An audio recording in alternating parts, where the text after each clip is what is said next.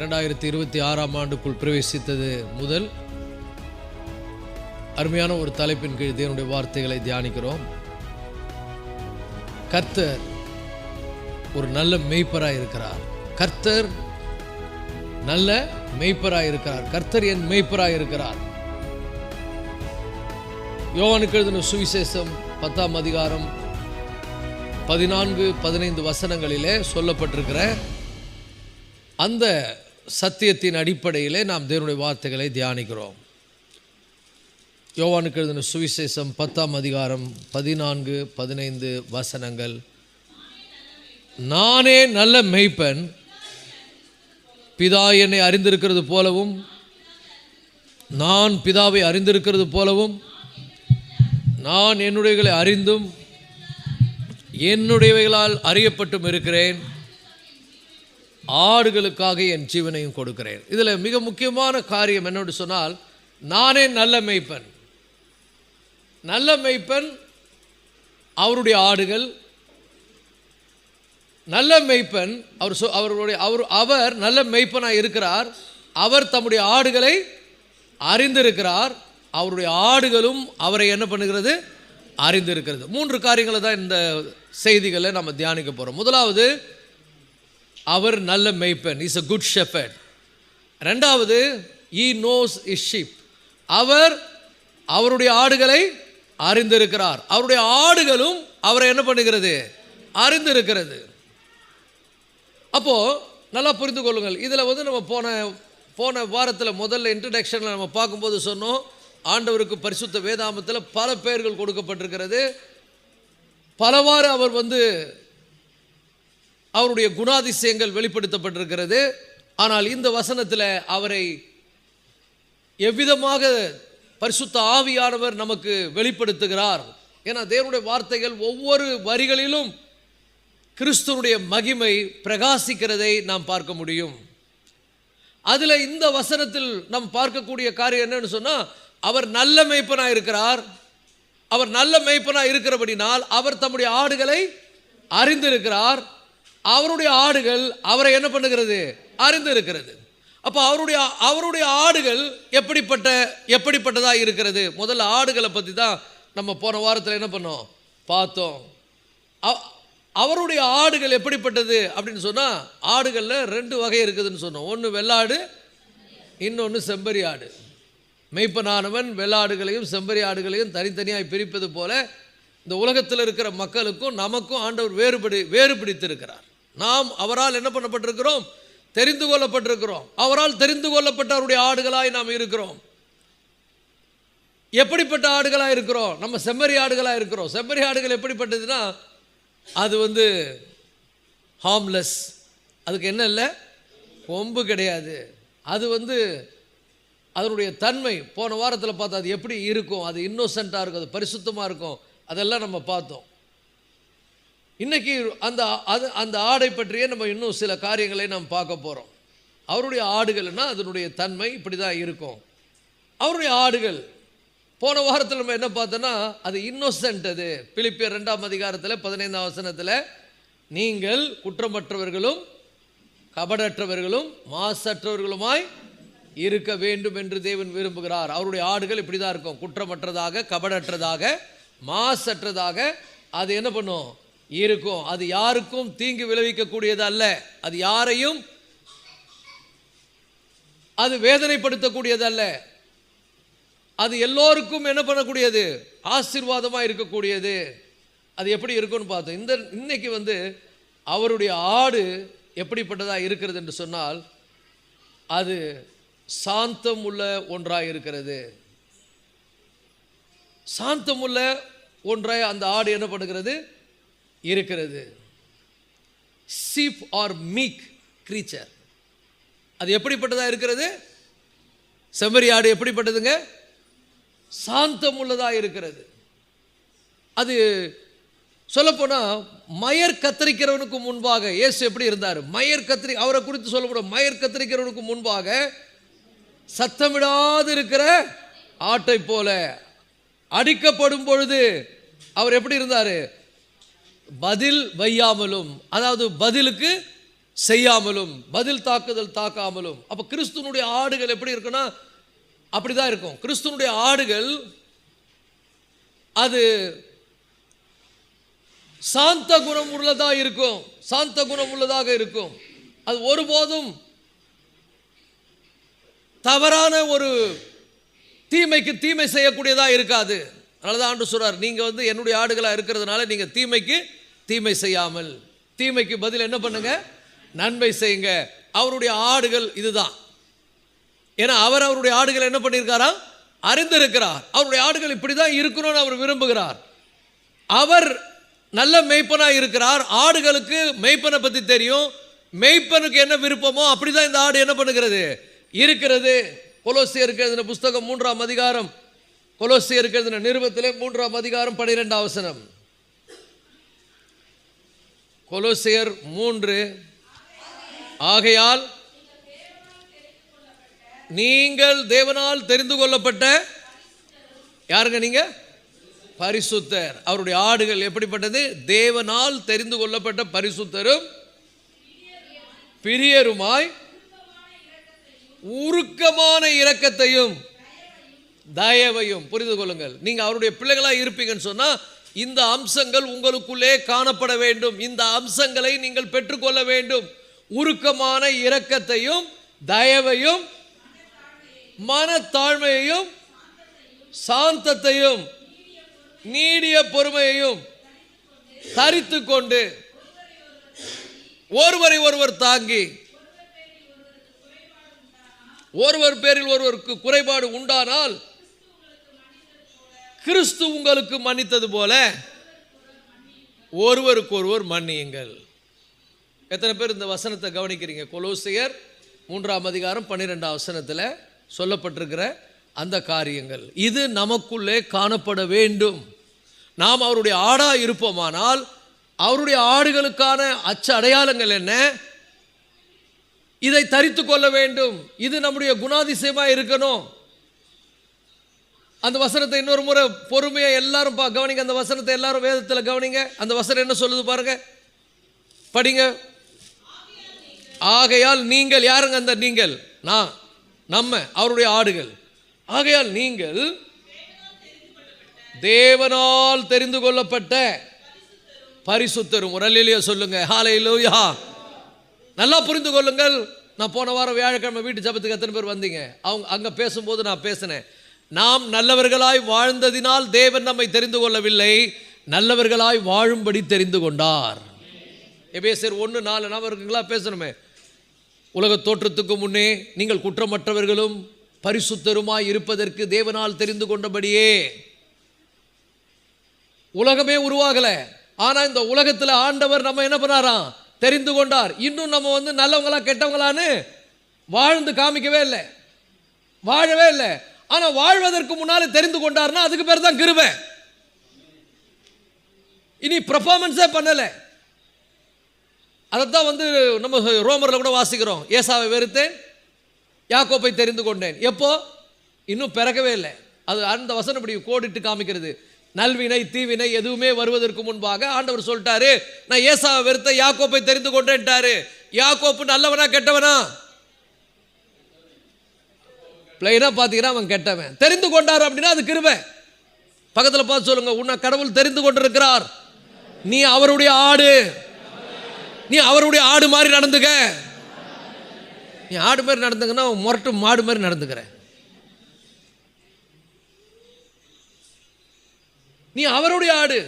நீ வெள்ளாடு கிடையாது, நீ செம்மறி ஆடு. நான் நல்ல மேய்ப்பன். நான் என் ஆடுகளை அறிந்திருக்கிறேன், என் ஆடுகள் என்னை அறிந்திருக்கிறது. ஒரு ஆமென் சொல்லுங்க. அப்ப எப்படி இருக்கு பாருங்க. உலகத்தையே உண்டாக்கல. எபேசியர் 1:4 உலக தோற்றத்துக்கு முன்னே நீங்கள் கிறிஸ்துவுக்குள் குற்றமற்றவர்களாயும் மாசற்றவர்களாய் இருப்பதற்கு தெரிந்து கொண்டார்னு சொல்லப்பட்டிருக்கிறது. இன்னும் பிறக்கல. நீ நல்லவனா கெட்டவனான உன் கேரக்டர் மூலம் தேவன் தெரிஞ்சு கொள்ளல. ஆனா but God has chosen you because it's grace. Hallelujah. நீ நல்லவனாய் வாழ்ந்ததினால் அல்ல, நல்லவனாய் வாழும்படிக்காக கர்த்தர் உன்னை தெரிந்து கொண்டிருக்கிறார். நீ பரிசுத்தமாய் வாழ்ந்ததினால் அல்ல, பரிசுத்தமாய் வாழ்வதற்கு உன்னை தெரிந்து கொண்டிருக்கிறார். நீ குற்றமற்றவனாய் வாழ்ந்ததினால் அல்ல, குற்றமற்றவனாய் வாழும்படி தெரிந்து கொண்டார். அதான் கிருபை. இந்த உலகத்தில் எவ்வளோ நல்லவங்க இருக்கிறாங்க, அதன் மத்தியில் நீ இயேசுவை தெரிந்து கொண்டிருக்கிறாய்னா நீ யாரு? நீ எங்க இருந்த?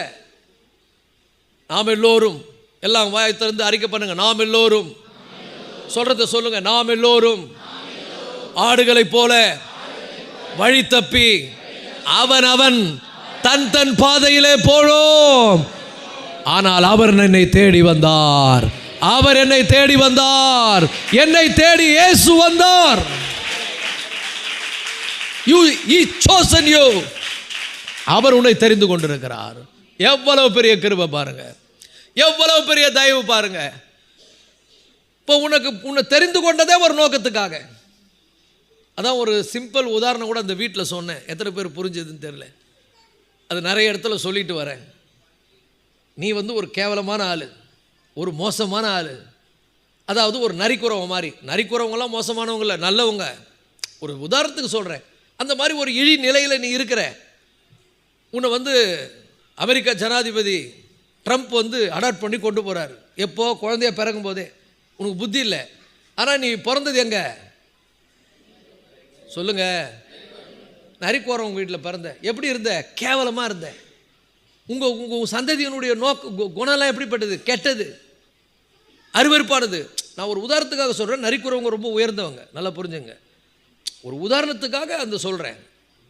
இல்லைன்னா நம்ம எப்படி சொல்லுவோம், ஒரு மோசமான ஒரு நிலையில் இருக்கிற ஒரு மனிதனுடைய குடும்பத்திலேருந்து ஒருத்தரை இவர் டொனால்டு ட்ரம்ப் அடாப்ட் பண்ணி கொண்டு போகிறார் அந்த குழந்தைய. ஏன் அந்த குழந்தை ரொம்ப உலகத்தில் அழகான குழந்தை, ரொம்ப பர்ஃபெக்டான குழந்தை, இந்த மாதிரி குழந்தை உலகத்திலே கிடைக்காதுன்னு தெரிந்தெடுத்தாருன்னா எதுக்கு தெரிந்தெடுத்தார்? ஏங்க தெரிந்தெடுத்தார்? பரிதாபப்பட்டு தெரிந்தெடுத்தார். பரிதாபம், கிருபை. அதான் பேர் கிருபை. இப்போ நீங்கள் நான் எங்கே இருந்தோம்? நீங்கள் நரிக்குறவன்னு சொல்கிறது கூட தகுதி கிடையாது. அவ்வளவு கேவலமானவங்க நம்ம எல்லாம் உளையான சேற்றில் கிடந்தோம், பாவிகள், அசுத்தமானவர்கள். அவரோடு நம்மளை கம்பேர் பண்ணுறதுக்கு, உங்களை கம்பேர் பண்ணுறதுக்கு நீங்கள் எங்கேயுமே கிடையாது. பவுல் சொல்கிறாரு, நாம் தேவனுக்கு சத்துருக்களாக இருந்தோன்றார். நம்ம நாய் கூட நாயை விட கேவலமானவங்க. இன்னும் எவ்வளோ கேவலமாக நம்மளை சொல்ல முடியும் கடவுளுக்கு முன்னாலன்னா? அவ்வளவு கேவலமானவங்க. ஆனால் நம்மளை அவருடைய பிள்ளையாக இருக்கும்படி தெரிந்து கொண்டார்னா, நீ ரொம்ப ஒழுகம், நீ ரொம்ப நல்லவன், நீ ரொம்ப பெரிய பர்ஃபெக்ட், உலகத்தில் உன்னை விட்ட ஆள் கிடையாதுன்றதுக்காக அல்ல. அதுதான் கிருபை. நீ அவருடைய ஆடாய் தெரிந்து கொள்ளப்பட்டிருக்கிறாய். அதுதான் அவர் நம்ம வைத்த தயவே. இதை புரிஞ்சுக்கினா போதுங்க, நம்ம ஒழுங்காக இருப்போங்க. இல்லைன்னு வச்சுக்க, பெருமை, கசப்பு, வைராக்கியம், பகை, விரோதம் எல்லாம் உள்ளே இருக்கும்.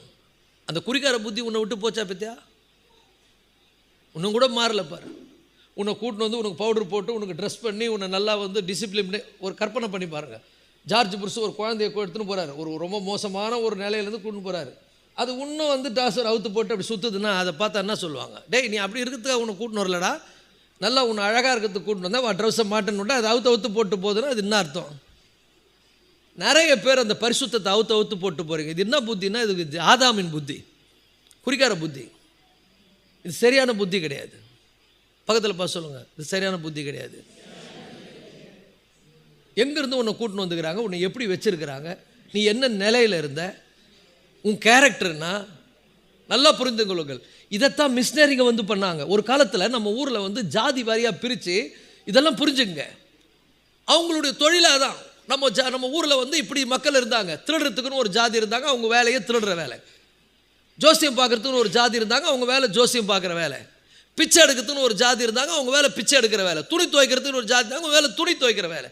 இப்படி இருந்தவங்களை, திருடர்களாக இருந்தவங்களை அவங்களுக்கு போய் சத்தியத்தை சொன்னாங்க மிஷினரிமார்கள். அதுக்கு பேர் தான் நிறைய இடத்துல செட்டில்மெண்ட்டுன்னு இருக்கும். பம்மல் செட்டில்மெண்ட், பல்லாவரம் செட்டில்மெண்ட்டுன்னா என்ன அர்த்தம்? அவங்களாம் கொள்ளைக்காரங்க. அவங்கள போயிட்டு வெள்ளைக்காரங்க போய் பார்த்து ஆண்டவருடைய அன்பை சொல்லி, இப்படிலாம் நீங்கள் இருக்கக்கூடாது, நீங்களாம் ஒன்றும். இன்றைக்கி பார்த்தீங்கன்னா செட்டில்மெண்ட்டில் இருக்கிறவங்களாம் பெரிய பெரிய ஆளாக இருக்கிறாங்க. அந்த புத்தியே மாறி போச்சு அவங்களுக்கு. அவங்க குலத்தொழில் என்ன? திருடுறது, பொய் சொல்கிறது, கொலை பண்ணுறது, இப்படி. ஆனால் இயேசு உள்ளே வந்த உடனே எல்லாம் மாறி போச்சு பாருங்கள். ஆனால் இன்னும் இயேசு கூட நீ மாறாமக்கிற பாரு, நீ எவ்வளோ காலமான ஆளாக இருப்ப. மாறனன் தானே உன்னை தெரிந்து கொண்டார், மாறனன் தானே உன்னை தூக்கின்னு வந்தார். எங்கேருந்து தூக்கின்னு வந்தார்? உனக்கு ட்ரெஸ்ஸே கிடையாது, ட்ரெஸ்ஸு போட்டு பழக்கமே கிடையாது, உனக்கு அழகாக கோட்டு ஷூட்டு போட்டு பவுடர்லாம் போட்டு விட்டா மறுபடியும் உடனே அவுத்து போட்டு மண்ணில் விளையாடுனுக்கிறேன். மறுபடியும் நீ இந்த குணத்தை, உன் குணம் மாறவே மாட்டேந்த. ஏன் மாற மாட்டேங்குதுன்னா இன்னும் நீ சரியாக வளரலை. வீட்டு ஜபத்தில் பேசினேன், அப்படி தான் சொன்னேன். ஒரு பையன் அமெரிக்காவில் வந்து இந்தியாவில் இருக்கிறவங்கள தேடின்னு வரான், எங்கள் அப்பா அம்மா எங்கே இருக்கிறாங்கன்னு. ஏன்னா அவன் கலரை பார்க்குறான், அவங்க வளர்த்தவங்கள பார்க்குறான், வித்தியாசமாகுது. நான் யார், ஏன் நீங்கள் இப்படி இருக்கீங்க, நான் இப்படி இருக்கிறேன்னு கேட்குறான். இல்லைப்பா, நீ வந்து ரொம்ப கேவலமான இடத்துல இருந்த, உன்னை நாங்கள் அடாப்ட் பண்ணி கூப்பிட்டு வந்து இந்த மாதிரி வளர்த்தோம் அப்படின்னு அவன் வந்து பார்க்க வந்தால் இவங்க இன்னும் கேவலமான நிலையில் தான் இருக்கிறாங்க. ஐயோ என் புள்ளன்றாங்க. அவனுக்கு தமிழே தெரியல, இங்கிலீஷில் தான் பேசுகிறான். அவன் சொல்கிறேன், நீங்கள் இப்படி இருக்கக்கூடாதுன்றான். நீங்கள் ஏன் இந்த நிலையில் இருக்கிறீங்க, நீங்கள் என்ன மாதிரி இருக்கலாம், நான் இப்போ நல்லா இருக்கிறேன், நான் பெரிய ஆள் மாத்திரத்துக்கு தான் கர்த்தர் நம்ம தெரிந்து கொண்டேன். இது கேவலமான எண்ணங்கள் வரக்கூடாது. நீ அவருடைய தெரிந்து கொள்ளப்பட்டிருக்கிறாய். எப்போ? உலகத்தையே உருவாக்குறதுக்கு முன்னால. நீ யாருன்னே தெரியாது, நீ கெட்டவனா நல்லவனான்னு தெரியாது, பட் இஸ் சோசன். அவர் நம்மை தெரிந்து கொண்டார். எவர்களை முன்குறித்தாரோ அவர்களை அழைத்திருக்கிறார். எவர்களை அழைத்தாரோ அவர்களை நீதிமானாக்கி இருக்கிறார். எவர்களை நீதிமானாக்கினார் அவர்களை மகிமைப்படுத்தியும் இருக்கிறார். ஹalleluya, glory, thank you lord. அப்போனா நம்ம எப்படி இருக்கணும் பாருங்கள். நம்ம நட மாறணும், பேச்சு மாறணும், பார்வை மாறணும், குணம் மாறணும், எல்லாம் மாறணும். இன்னும் இதை புரிந்துக்கலைன்னா நீ ரட்சிப்பு வந்து நீ அசட்டை பண்ணுறன்னு அர்த்தம். நீ அவர் தொழுவத்தில் இருக்கிற ஆடு. நல்லா புரிந்து கொள்ளுங்கள். உங்களுக்குள்ள போராமை, வாக்குவாதம், கசப்பு, வைராக்கியம், பகை, விரோதம் எதுவுமே இருக்கக்கூடாது. இதெல்லாம் களைந்து போடுங்கள். இது உலகம் நமக்கு கற்றுக் கொடுத்தது. ஆனால் நம்மை அழைத்தவர் பரிசுத்தர். அவர் சொல்லுகிறார், நான் பரிசுத்தர், ஆகையால் நீங்கள் உங்கள் நடக்கைகள் எல்லாவற்றிலும் பரிசுத்தராக இருங்கள். பிராக்டிஸ் பண்ணுங்க, வேதத்தை வாசிங்க, ஜெபம் பண்ணுங்க. பரிசுத்த ஆவியானவர் உங்களை பலப்படுத்தட்டும். பரிசுத்தான பலன் இல்லாமல் இந்த மாம்சத்தின் கிரியைகளை உங்களால் ஜெயிக்க முடியாது, உங்களால் மேற்கொள்ள முடியாது. ஆவியில் நிறைந்து ஜெபியுங்கள், ஒருவருக்காய் ஒருவர் ஊக்கமாய் ஜெபியுங்கள். இன்னொரு முறை அந்த வசனத்தை வாசிப்போமா? கொலோசியர் எல்லாம் வாசிங்க, புரிஞ்சுங்க. இந்த நிலையில் இருக்கிறதுக்கு தான் உன்னை கர்த்தர் தெரிந்து கொண்டார்.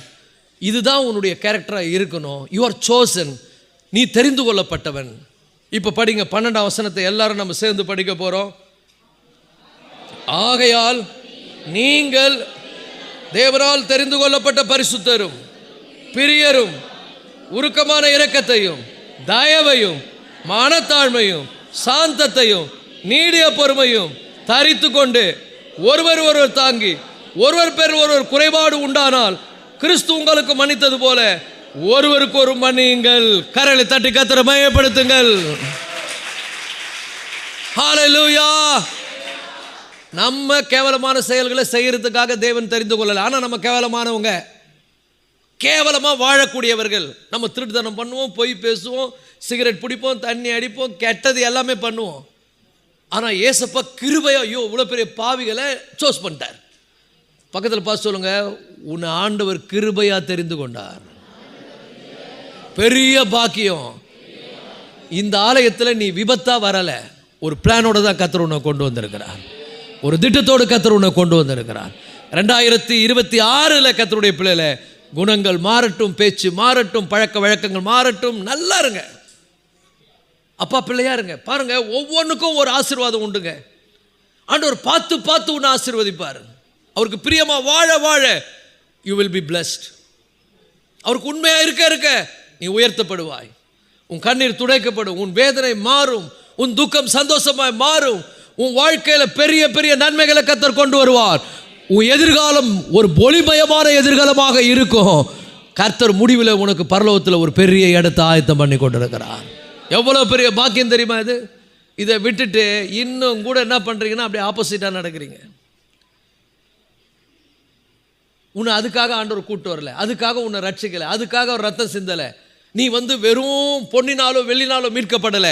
எல்லாவற்றுக்கும் விலையேற, உலகத்திலேயே விலையேற பெற்ற ரத்தமாயிருக்கிற, மாசற்ற ரத்தமாயிருக்கிற ஆட்டுக்குட்டையினுடைய ரத்தத்தினாலே நீ மீட்கப்பட்டிருக்கிறாய். நீ அவருடையவள், அவருடையவன். பக்கத்தில் பார்த்து சொல்லுங்க, உன் அப்பா கூட்டு வந்திருக்காரு. நீ ஏசப்பா புள்ள. பிசாசு போய் சொல்லுவான், நீ வந்து இல்லை நீ சிகரெட் பிடினுவான், நீ பீடி பிடி, நீ கெட்ட வார்த்தை பேசு, நீ ரகசியமாக போய் தண்ணி அடி, நீ ரகசியமா போய் சொல்லு, இதெல்லாம் அவன் கேரக்டர், நமக்கு தேவையில்லை. இப்படி இருக்கும்படி கர்த்தர் நம்மை அழைக்கல.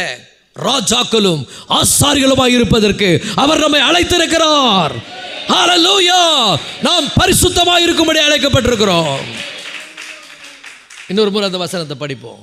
எதுக்கு தெரிந்து கொண்டார்னு சொல்லப்படுது பாருங்க. ஆகையால் நீங்கள், யார் நீங்க? யார் நீ? திருடன். யார் நீ? கேவலமானவன். ஆனா கர்த்தர் உன்னை தெரிந்து கொண்டார். chosen.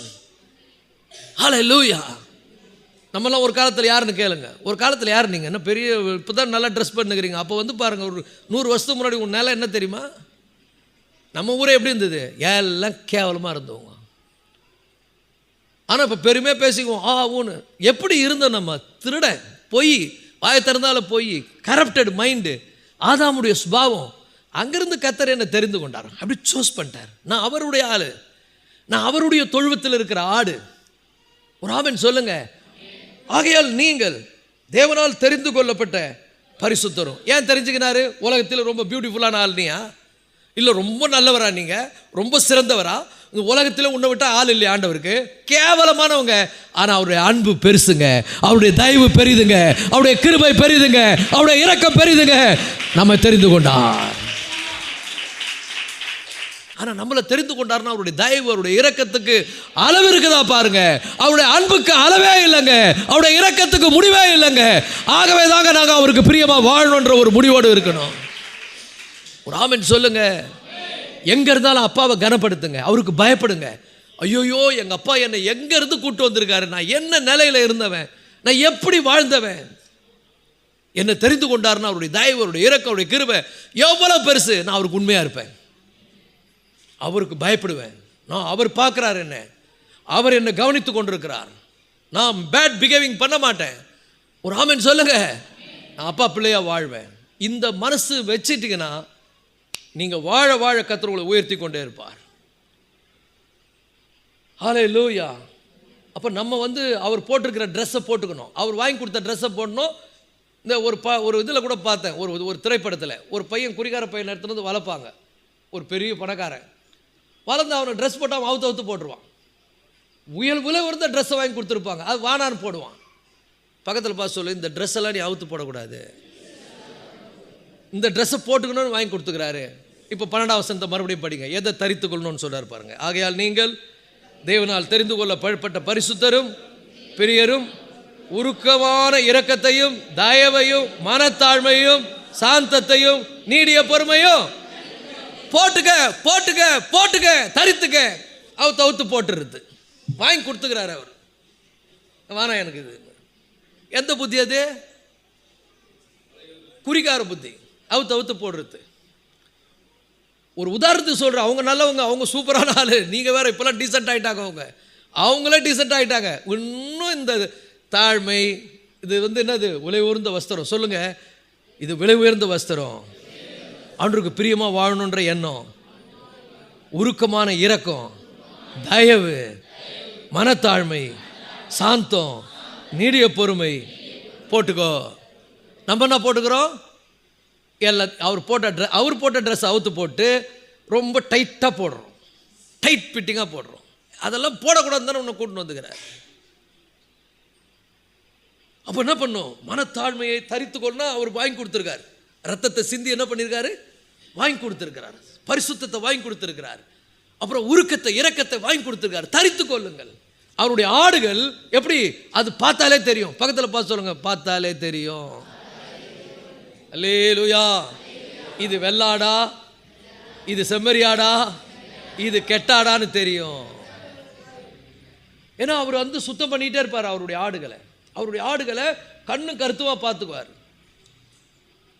அது அப்படி ஒரு கேர் எடுத்து பார்ப்பார். ஏன் தெரியுமா அவர் கேர் எடுத்து பார்க்குறாரு? அவர் நல்ல மேய்ப்பன். கையை தட்டி ஆண்டவரை மகிமைப்படுத்து இந்த வேலையில். ஹல்லேலூயா, க்ளோரி.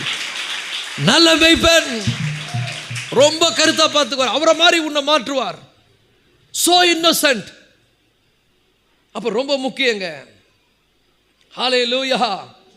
அப்படி ஆடுகளுக்குள்ள உணர்வு இருக்கும், ஒரு பயம் இருக்கும், ஒரு விதமான மன உறுத்தல் இருந்து கொண்டே இருக்கும். 2 சாமுவேல் புஸ்தகத்தில் 16ஆம் அதிகாரத்தில் 12ஆம் வசனம். 2 சாமுவேல் 16:12. 16ஆம் அதிகாரம் 12ஆம் வசனம் படிங்க. ஒருவனை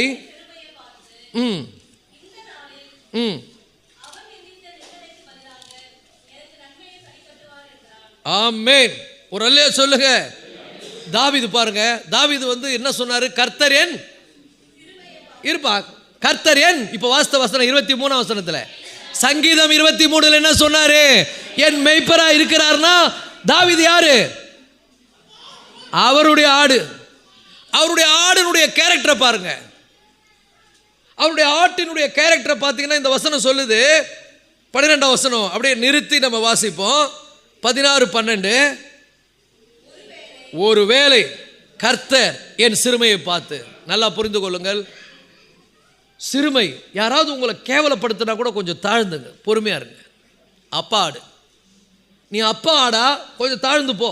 பக்கத்தில் பார்த்து சொல்லுங்க, தாழ்ந்து போறதுல தப்பே கிடையாது.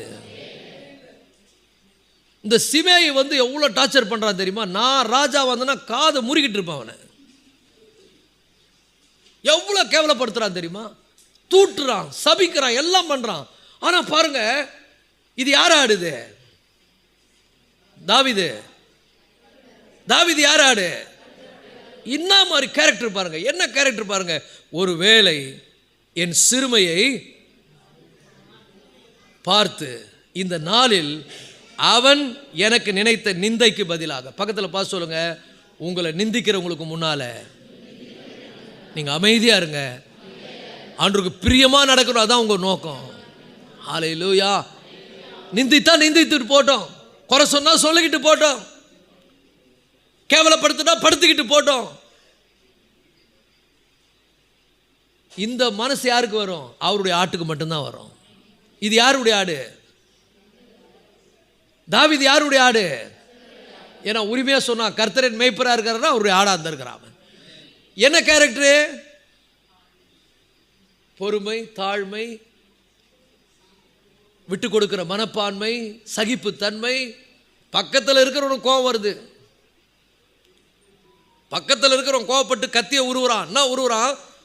இந்த செத்த நாய் என் ராஜாவை தூசிக்குதா, அது தலையை வெட்டுறன்னு கத்திய உருவுறான். தாவீது சொல்றான், இல்லை உன் கத்திய உரையில போடு. அவன் ஒருவேளை தூசிக்கிட்டேன், திட்டுறானா திட்டட்டும். இந்த உலகத்தில் நான் சொல்றேன் பாருங்க, நீங்க பொறுமையா இருந்து பாருங்க, நீங்க தாழ்மையா போய் பாருங்க, நீங்க சகித்து பாருங்க, நீங்க விட்டு கொடுத்து பாருங்க. இதெல்லாம் உலகத்தில் இருக்கிற பன்னிகளுக்கு வராது, ஓநாய்களுக்கு வராது, ஆட்டுக்கு மட்டும்தான் வரும். அதுவும் வெள்ளாட்டுக்கு வராது, நல்ல ஆடு செம்மறி ஆட்டுக்கு மட்டும்தான் வரும். கையை தட்டி கர்த்தரை மகிமைப்படுத்து. ஹல்லேலூயா. பக்கத்தில் பாசனம், விட்டு கொடு, பொறுமையாரு, சகித்துக்கோ, தாங்கிக்க. அப்பா எல்லாம் பார்த்துக்குவாரு, கண்டிப்பா உயர்த்துவாரு. அந்த நிந்தையை அப்படியே புரட்டி போடுவாரு, அந்த அவமானத்தை அப்படியே மாத்திடுவாரு.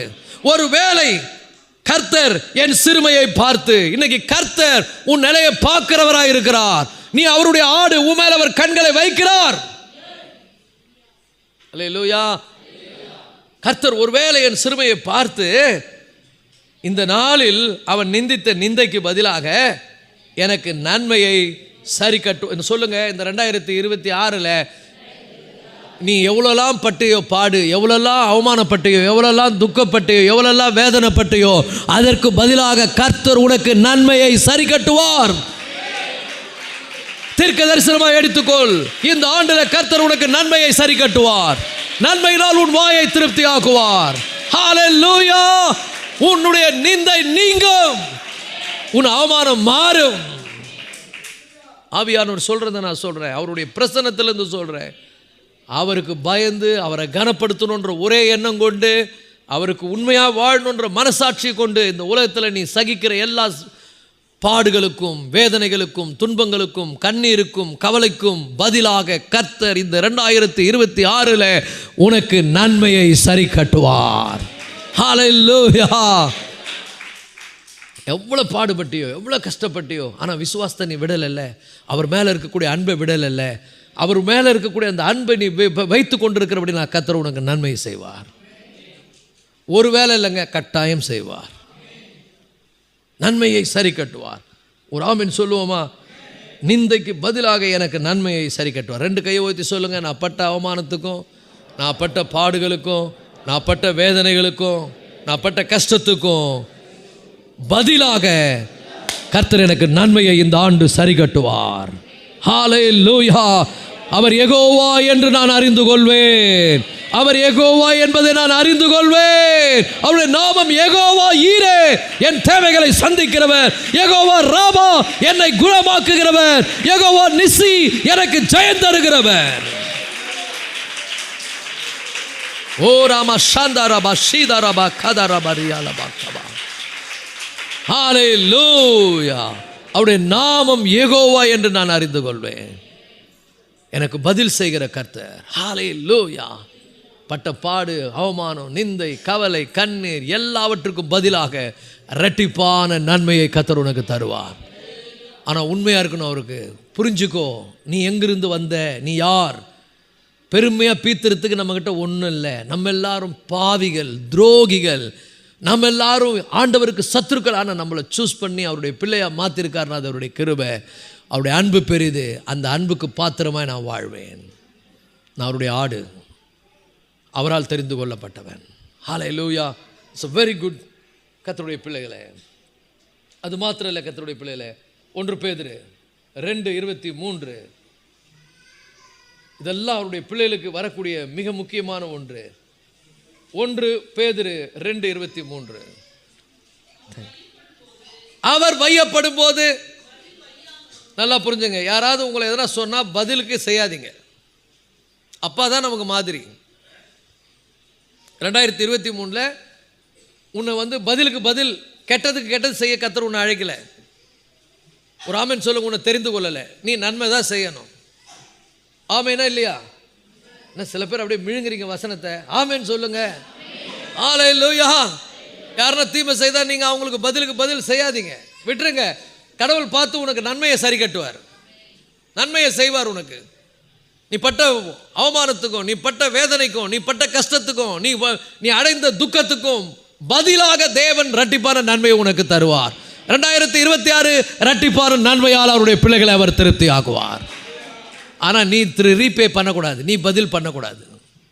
என்னவெல்லாம் பண்ணிக்கிட்டு போட்டோம், எதனா சொல்லிக்கிட்டு பக்கத்தில் பார்த்து சொல்ல, யாருன்னா என்ன சொல்லட்டும், எதனா பண்ணட்டும், நான் பதில் செய்ய மாட்டேன். அதுக்கு பதிலாக கர்த்தர் எனக்கு பதில் செய்வார். அல்லேலூயா. ஸோ அவர் பாடுபடும் போது, படிமா அது வசந்த 23, பயமுறுத்தாமலும் நியாயமாய் தீர்ப்பு செய்கிறவர்களுக்கு தம்மை ஒப்புவித்தார்னு அர்த்தம். நியாயாதிபதி ஒருத்தர் மேலேருந்து பார்க்குறாரு, நான் படுற கஷ்டத்துக்கெல்லாம் அவர் நியாயம் செய்வார். இன்னைக்கு சொல்கிறேன், நீங்கள் உள்ளுக்குள்ளே அழுது கொண்டிருக்கலாம், உள்ளுக்குள்ளே வேதனை அடைந்து கொண்டிருக்கலாம், மன குமுறலில் இருக்கலாம், மனதில் ரொம்ப வேதனையை வியாகுலப்பட்டு கொண்டிருக்கலாம். என்னெல்லாம் எனக்கு இப்படி நடக்குதுன்னு நினைக்காத. பதில் செய்கிறவர் ஒருவர் மேலே இருக்கிறார். அவர் நீ படுகிற வேதனைக்கு தக்கதாக இரட்டிப்பான நன்மைகளை இந்த ஆண்டு கர்த்தர் உனக்கு தருவார். அல்லேலூயா. நியாயமான தீர்ப்பு வரப்போது. உனக்கு நியாயமாய் உனக்கு நீதியை கர்த்தர் என்ன பண்ணுவார், இந்த ஆண்டு வழங்குவார். ஒரு ஆமென் சொல்லுங்க. இவ்வளோ பட்டீங்க ஆனால் விசுவாசத்தை விடலை, இவ்வளோ கஷ்டப்பட்டீங்க ஆனால் அவர் மேலே இருக்க அன்பை விடலை. பக்கத்தில் பார்த்து சொல்லுங்க, அன்பை விட்டுறாத, விசுவாசத்தை விட்டுறாத, அவரை உறுதியாய் பற்றிக்கொள். அவரை உறுதியாய் பற்றி கொண்ட மனதை உடையவன் 2026 அவரை உறுதியாய் பற்றி கொண்ட மனதை உடையவன் அவரையே நம்பி இருக்கிறபடினால் அவரை பூரண சமாதானத்தோடு அவர் காத்துக் கொள்வார்.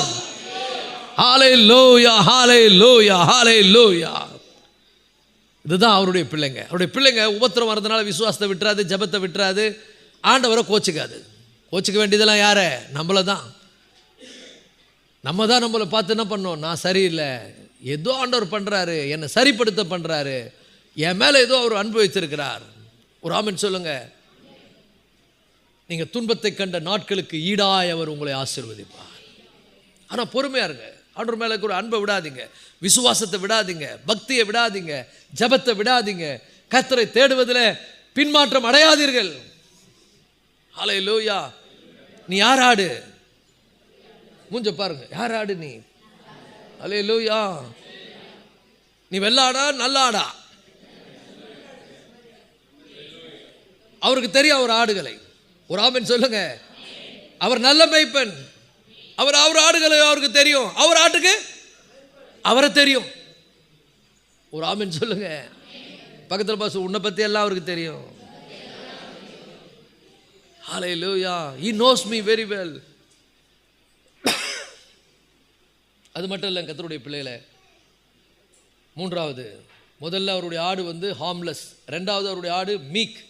மூணாவது அவர் ஆடு என்னது? க்ளீன். சுத்தமாக இருக்கும். சுத்தத்தை விரும்பும். ஹல்லேலூயா, க்ளோரி. ஏன்னா அது அவர் ஆடு. அவர் ஆடு எப்படி இருக்கும்? நீட்டாக இருக்கும். அவருடைய ஆடுகளை நீட்டாக பார்த்துக்குவார். நீட்டாக இருக்கணும்னு விரும்புவார். நீங்கள் பார்த்துருக்கீங்களா? அதனால தான் ஆண்டவர் நமக்கு பன்னின்னு பேர் வைக்கல. பன்றி இல்லை, நம்ம ஆடு. பன்றி சேர்த்த விரும்பி அதில் போய் என்ஜாய் பண்ணி உருண்டு கிடக்கும். அப்படியே என்ஜாய் பண்ண. அதில் ஆடு தவறி விழுந்தாலும் கத்தும், என்னை தூக்குங்கோ, நான் இதில் இருக்க விரும்பலை. பக்கத்தில் பார்த்து கேளு, நீ ஆடா பன்னிக்குட்டியா? ஹல்லேலூயா. அவருடைய ஆடு எப்படி இருக்கும்? Neat and clean. Neat and clean. Hallelujah. His sheep are clean and neat. ஏன்னா அது அவர் ஆடு. அவர் பத்திரம் பார்த்துக்குவார். எப்படி நடத்துவாராம்? மெதுவாய் நடத்துவாராம். அவர் வந்து ஒவ்வொன்றையும் பார்ப்பாராம். கோலின் கீழே நடத்துவாராம். கோலின் கீழே விட்டு அதை பார்ப்பாராம். அது மேலே ஏதாவது பூச்சி கிச்சு இருந்தால் உடனே க்ளீன் பண்ணுவாராம். உன் மேலே ஏதாவது தப்பான விஷயம் இருந்தால் கடவுள் உடனே அதை உணர்த்துவார். உனக்கு புரிய வைப்பார். அதிலிருந்து உன்னை கொண்டு வர பார்ப்பார். ஏன்? You are belongs to him. நீ அவருக்கு சொந்தம். என்ன அழகா அந்த காலத்தில் பாடினாங்க, நீ உனக்கு சொந்தம் அல்லவே, மீட்கப்பட்ட பாவி, நீ உனக்கு சொந்தம் அல்லவே அப்படின்னு சொல்லிட்டு அடுத்த வரி, பழைய பாவத்து ஆசை வருகுதோ? பக்கத்தில் பார்த்து கேளு, பழைய பாவத்து ஆசை வருதா? பிசாசின் மீது பட்சம் உனக்கு திரும்ப வருகுதோ? ஏன்னா அங்கே தானே பிடிக்கணும் வந்துருக்க நீ. அங்கே கொஞ்சம் ஆசை வரும், அங்கே இழுக்கும். அது உன்னை உஷாராரு. என்ன அழகாக பாடியிருக்காங்க பாருங்க. பழைய பாவத்து ஆசை வருகுதோ, பிசாசின் மீது பட்சம் உனக்கு திரும்ப வருகிறதோ, அழியும் பாவத்தை ஆசை காட்டிய அக்னி கடல் தள்ளுவானே அவன். ஒரு ஆமென் சொல்லுங்க. இந்த வருஷத்தில் ஒரு தீர்மானம் பண்ணுங்க, நான் அப்பா பிள்ளை அவருக்கு பிரியமாக தான் வாழ்வேன். நான் எங்கே இருந்தாலும் சரி அவருக்கு பிரியமாக இருக்கணும்னு தான் என் மனசு துடித்து கொண்டே இருக்கும். அவரை கனப்படுத்துவது தான் என்னுடைய மனசு. ஒரு ஆமென் சொல்லுங்க. யோசேப்பு எப்படி ஒரு மனசு ஆண்டு மேலேயே இருந்து பாருங்க. பாவம் செய்வதற்கு வாய்ப்பு கிடைத்தாலும் கூட ஆண்டருக்கு முன்னால் நான் இப்படிப்பட்ட பாவத்தை நான் எப்படி செய்வேன்னு ஓடலாம் பாருங்க. அந்த உத்தமத்துக்கு ஆண்டவர் பரிசு தருவார். ஆண்டு பக்கத்தில் பார்த்து சொல்லுவோம், உன் உத்தமத்துக்கு தேவன் பலன் தருவார். நீ அவர் மேல் காண்பிக்கிற அன்புக்கான பலன் உனக்கு கிடைக்கும்.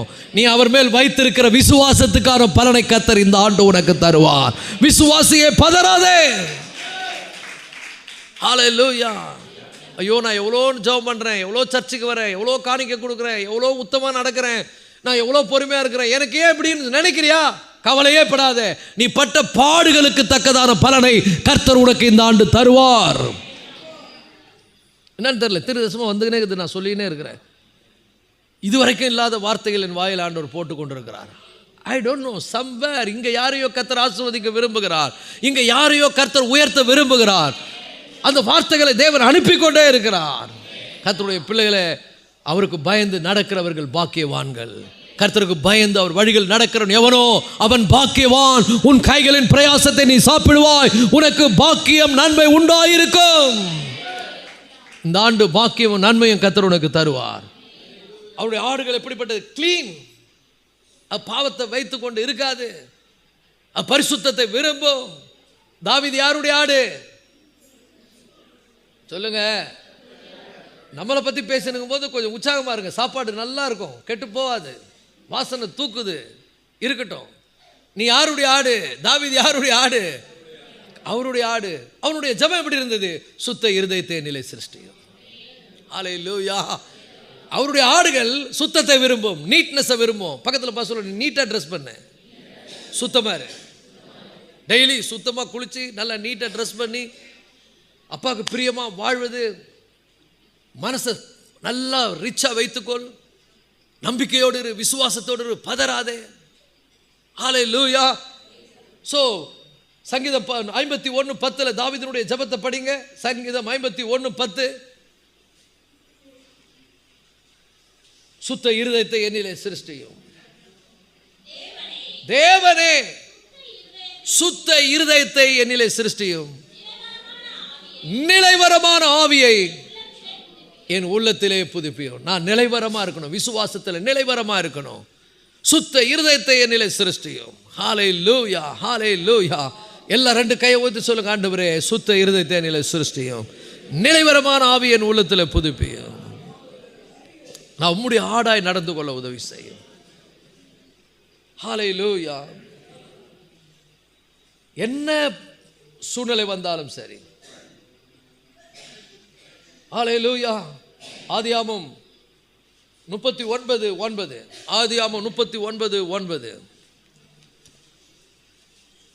ஆதியாகமம் 39:9. இந்த வீட்டிலே என்னிலும் பெரியவன் இல்லை, நீ அவருடைய மனைவியாய் இருக்கிறபடியால் உன்னை தவிர வேறொன்றையும் அவர் எனக்கு வெளியே விலக்கவில்லை.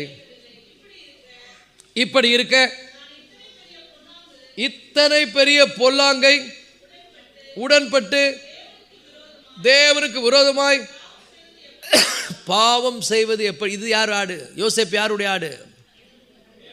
தேவனுடைய ஆடு, கர்த்தருடைய ஆடு. அப்போ தேவனுக்கு விரோதமாய், அப்போ தேவனுக்கு விரோதமாய் இத்தனை பெரிய பொல்லாப்பு செய்வதற்கு நான் உடன்பட மாட்டேன். 2026 நல்ல ஞாபகம் வச்சுங்க. யாராவது பிசாசு அனுப்புவான், உங்களை பாவம் செய்ய தூண்டுவான், பாவத்தை செய்வதற்கு உங்களை வந்து உடன்பட பண்ணுவான். நீங்கள் சொல்லுங்க, நான் தேவனுக்கு விரோதமாக இப்படிப்பட்ட பொல்லாங்கை செய்வதற்கு உடன்பட மாட்டேன். நான் அவருடைய ஆடு. ஒரு ஆமென் சொல்லுங்க. யோசேப்பு யாருடைய ஆடு? அவருடைய ஆடாக இருந்தார். அடுத்தது இன்னும் ஒரே ஒரு வசனம் பார்த்து நம்ம முடிப்போம், ஏன்னா டைம் ஆகி போச்சு. டைம் ஆகி போச்சா? நான் தப்பாக சொல்கிறேன்னா? டைம் இருக்கா? I don't know. நான் பேசிக்கினே இருப்பேன், நீங்கள் கேட்க கேட்க நான் பேசுவேன். 2 பேதுரு 2:22. 2 பேதுரு 2:22. Thank you Jesus. நாய் தன் கக்கினதை தின்னவும், கழுவப்பட்ட பன்னி சேற்றிலே புரளவும் திரும்பினது என்று சொல்லப்பட்ட மெய்யான பழமொழியின்படியே அவர்களுக்கு சம்பவித்தது. இப்போ பாருங்க, இந்த உலகத்தில் ஆண்டவரை விசுவாசிக்க மறுக்கிற, ஆண்டவர் மீது நம்பிக்கை வைக்க மறுத்து அவிசுவாசிகளுக்கு என்ன பேருனா பன்னின்னு ஆண்டவர் சொல்றார். எப்படி கம்பேர் பண்றாரு பாருங்க. என்ன சொல்றாரு? நாயானது தன் கக்கினதை தின்னவும், கழுவப்பட்ட பன்றி திரும்பவும் சேற்றில போய் புரளவும். இது என்னன்னா, இது wicked people, அவருடைய ஆடுகள் அல்ல. இது மாதிரி செய்கிறவர்கள், திரும்ப திரும்ப போகிறவர்கள். ஆனா அவருடைய பிள்ளைங்க யாருன்னா அவருடைய ஆடுகள். இந்த ஆடுகள் ஒருவேளை சேத்துல விழுந்தாலோ, ஒருவேளை அது தீமையில விழக்கூடிய நேர்ந்தாலோ அங்கே அது இருக்க விரும்பாது. அது ஆண்டவரை பார்த்து கதறும், ஆண்டவரே என் பாவங்களை மன்னிங்க, என்னை சுத்திகரிங்க அப்படி ரத்தத்தினாலே, ஈசோப்பினால் என்னை கழுவும், நான் இன்னைக்கே சுத்தமாகணும். ஒரு அல்லேலூயா சொல்லுவோமா? அவருடைய ஆடுகளுடைய ஜெபம் என்ன? ஈசோப்பினால் என்று கழுவும். எனக்குள்ள இருக்கக்கூடிய கசப்பு, எனக்குள்ள இருக்க பெருமை, எனக்குள்ள இருக்கக்கூடிய அருவருப்பான காரியங்களை கழுவும், ரத்தத்தால் கழுவும். இந்த காலை வேளையில் நாம் அவருடைய ஆடுகளாக இருப்போமானால் அவரை பார்த்து இப்படி தான் நம்ம ஜெபம் பண்ணுவோம். நம்ம கழுவப்பட்ட பன்றி மாதிரியோ நாயை போலவோ திரும்பவும் திரும்பவும் போகவே மாட்டோம். நாம் விழுந்தால் எழுந்து கொள்வோம். நீதிமான் விழுந்தாலும் என்ன பண்ணுவான்? எழுந்திருப்பான். அவன் அதுக்குள்ளேயே விழுந்து கிடக்க அவன் விரும்ப மாட்டான். ஸோ அவருடைய ஆடுகள் எப்படி இருக்க விரும்புது? NEET and clean. அது சுத்தமாகவும் சுகாதாரமாகவும் இருக்க விரும்புகிற ஆடுகள். பக்கத்தில் பார்த்து கேளுங்க, நீங்க அவருடைய ஆடா?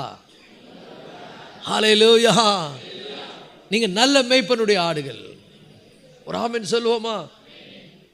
அவருக்கு பிரியமாக வாழ்வது ரொம்ப அவசியம். அவருடைய சித்தம் செய்வது மிக மிக அவசியம். ஹல்லேலூயா. ஏன்னா நான் அவருடைய தொழுவத்துக்குள்ளே இருக்கிறேன். இதை நான் ஒரு நாளும் மறந்துடக்கூடாது. இதை ஒரு நாளும் நான் அறியாமல் இருந்து விடவும் கூடாது, மறக்கவும் கூடாது, அறியாமல் இருக்கவும் கூடாது. இதை அறிந்து உணர்ந்து நாம் வாழ்ந்தால் கர்த்தருடைய பிள்ளைகளை நீங்கள் எல்லா சூழ்நிலைகளும் கர்த்தர் உங்களோடு இருந்து உங்களை நடத்துகிறதை நீங்கள் பார்ப்பீர்கள். இப்போ நம்ம தைரியமாக சொல்ல முடியும், கர்த்தர் என் மெய்ப்பராக இருக்கிறார், நான் குறைபடவே மாட்டேன், நான் தாழ்ச்சி அடையேன். அவர் என்னை புல்லுள்ள இடங்கள் மேய்த்து அமர்ந்த தண்ணீர் அண்டையில் கொண்டு போய் விடுகிறார். ஹல்லேலூயா, ஹல்லேலூயா, ஓ ஹல்லேலூயா. ஆகவே இந்த நாட்டில் கர்த்தருடைய பிள்ளைகள் இந்த வாரத்தில் இன்னைக்கு ஸ்பெஷலாக இந்த அன்பின் விருந்து ஆராதனையில் தேவ ஆவியானுடைய அசைவாடுதல் அவ்வளவு ஒரு வல்லமையாக இருக்கிறது. அவர் சொன்ன நல்வார்த்தைகள் ஒன்றும் கீழே விழாமல் எல்லாவற்றையும் கர்த்தர் உங்கள் மேல் நிறைவேற்றுவார். ஹல்லேலூயா. நீங்கள் பட்ட பாடுகள், அவமானங்கள், வேதனைகள், துன்பங்கள், துயரங்கள், இதன் மத்தியில் விசுவாசத்தை நீங்கள் காத்து கொண்டிருக்கிறபடியால், ஆண்டவர் மீது அன்பு வைத்திருக்கிறபடினால், அவருடைய பிள்ளைகளாய் உருக்கமான இரக்கங்களையும் அவர் நமக்கு வைத்திருக்கிற அந்த மனத்தாழ்மையும் நாம் தரித்து கொள்ளுகிறபடினால் கட்டாயம் கர்த்தர் இந்த ஆண்டில் உங்களுக்கு கர்த்தர் நீங்கள் பட்ட பாடுகளுக்கும் வேதனைகளுக்கும் துன்பங்களுக்கும் துயரங்களுக்கும் பதிலாக இரட்டிப்பான நன்மைகளை கர்த்தர் தருவார். ஹல்லேலூயா, ஹல்லேலூயா. Thank you, Jesus.